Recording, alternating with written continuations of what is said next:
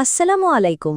জানিয়ে দিব এই মুহূর্তে হাতে পাওয়া সর্বশেষ ভয়ঙ্কর কিছু আন্তর্জাতিক বাংলা সংবাদ। শুরুতেই থাকছে সংবাদ শিরোনাম।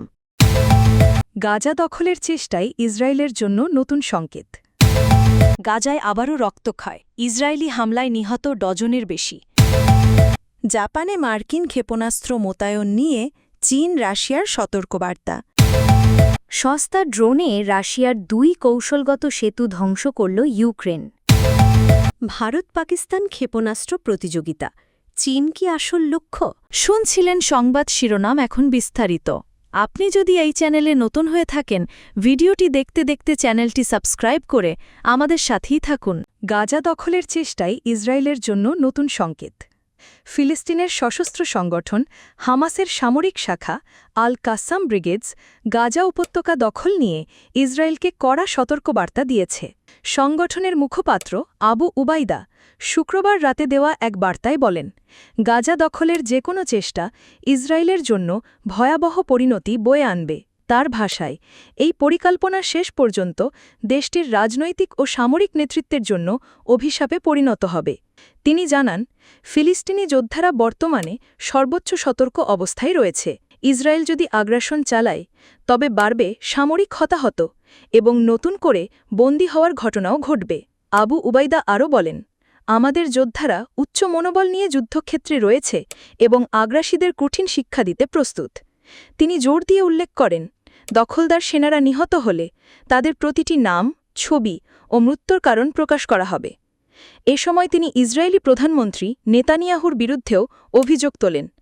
তার দাবি, যুদ্ধাপরাধী নেতানিয়াহু ও মন্ত্রীরা জীবিত বন্দীদের সংখ্যা কমিয়ে আনার চেষ্টা করছে এবং নিহতদের লাশ গোপন করার পরিকল্পনা করছে। হামাসের পক্ষ থেকে জানানো হয়, শত্রুর বন্দীদের তারা সংরক্ষণ করবে এবং শেষ পর্যন্ত যুদ্ধক্ষেত্রেই তাদের ভাগ্য নির্ধারিত হবে। গাজায় আবারও রক্তক্ষয়, ইসরায়েলি হামলায় নিহত ডজনের বেশি। গাজা উপত্যকায় ইসরায়েলি বাহিনীর অব্যাহত হামলায় একদিনে প্রাণ হারিয়েছেন আরও ৫৯ জন ফিলিস্তিনি। আহত হয়েছেন অন্তত ২৪৪ জন। গাজা সিটিতে বিমান হামলার পাশাপাশি স্থল অভিযানেরও তীব্রতা বাড়ানো হয়েছে। দক্ষিণের খান ইউনিস এবং উত্তরের জৈতুন ও শেখ রেদওয়ান এলাকায় নির্বিচার হামলা চলছে। বোমাবর্ষণে ধ্বংসস্তূপের নিচে আটকে পড়াদের উদ্ধারে পর্যাপ্ত সরঞ্জাম না থাকায় হতাহত বাড়ছে। বেশিরভাগ হাসপাতাল ক্ষতিগ্রস্ত হওয়ায় আহতদের অনেককেই চিকিৎসা ছাড়াই মারা যেতে হচ্ছে। এদিকে অনাহার ও অপুষ্টিতেও প্রাণ যাচ্ছে মানুষের। শুধু শুক্রবারেই ৫ জন মারা গেছেন। এ নিয়ে গাজায় অনাহার অপুষ্টিতে মৃতের সংখ্যা দাঁড়িয়েছে ৩২২ জনে, যার মধ্যে রয়েছে ১২১ শিশু। প্রায় ২ বছর ধরে চলা আগ্রাসনে শুধু ত্রাণ সংগ্রহকারীদের ওপর হামলাই প্রাণ গেছে ২,০০০-এর বেশি মানুষের। আন্তর্জাতিক বিচার আদালতে গণহত্যার অভিযোগে মামলা চললেও থেমে নেই ইসরায়েলের অভিযান।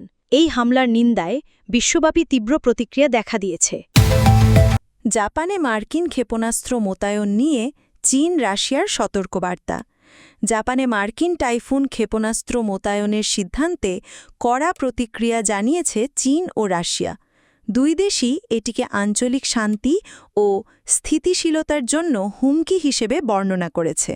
রাশিয়ার পররাষ্ট্র মন্ত্রণালয়ের মুখপাত্র মারিয়া জাখারোভা শুক্রবার বলেন, এই পদক্ষেপ সরাসরি অস্থিতিশীলতার নতুন উদাহরণ।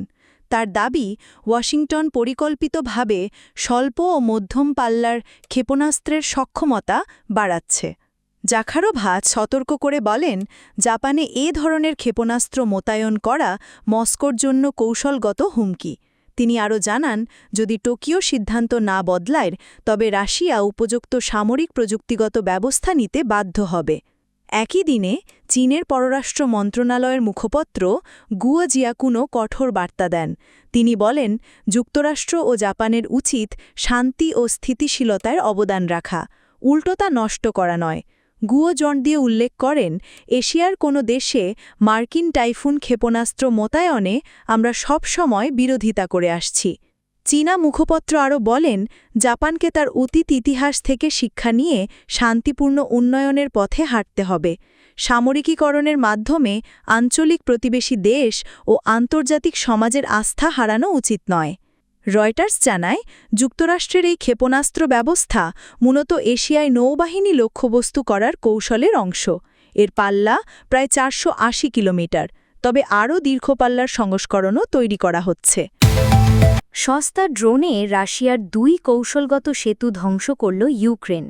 রাশিয়ার সীমান্তবর্তী বেলগোরোদ প্রদেশে ড্রোন হামলার মাধ্যমে 2টি গুরুত্বপূর্ণ সেতু ধ্বংস করেছে ইউক্রেনীয় সেনারা। ইউক্রেনের 58তম মোটরাইজড ইনফ্যান্ট্রি ব্রিগেড এই অভিযানে অংশ নেয়। এক সেনা কর্মকর্তা সিএনএনকে জানান, প্রথমে একটি পর্যবেক্ষণ ড্রোন পাঠানো হলেও তা মাইনের অস্তিত্ব নিশ্চিত করতে পারেনি। পরে পাঠানো হয় বিশেষ ধরনের ফার্স্ট পারসন ভিউ ড্রোন, যা সেতুর নিচে পেতে রাখা মাইনের বিষয়টি স্পষ্টভাবে শনাক্ত করে। অন্য একটি সেতুতেও একই প্রক্রিয়ায় বিস্ফোরক শনাক্ত করা হয়। কর্মকর্তার দাবি, রুশ বাহিনী সেতুর পিলারের নিচে এমনভাবে মাইন পেতেছিল যা চোখে দেখা তো দূরের কথা, সাধারণ ড্রোনের পক্ষেও বোঝা কঠিন ছিল।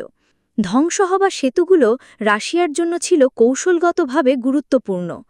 এগুলো দিয়ে সীমান্ত এলাকায় অবস্থানরত রুশ সেনাদের কাছে খাদ্য ও রসদ পৌঁছানো হতো। তবে সীমান্তে সংঘাত বেড়ে যাওয়ার পর প্রতিরক্ষার অংশ হিসেবে এসব মাইন পাতে রুশ বাহিনী। ইউক্রেনীয় কর্মকর্তা আরও জানান, হামলায় ব্যবহৃত ড্রোনগুলো দামি কোনো অস্ত্র ছিল না। প্রতিটি ড্রোনের বাজার মূল্য 600 থেকে 725 মার্কিন ডলার। তবে এগুলো স্থানীয়ভাবে তৈরি নাকি আমদানি করা তা তিনি স্পষ্ট করেননি। রাশিয়া ইউক্রেন যুদ্ধ শুরু হয় 2022 সালের ফেব্রুয়ারিতে।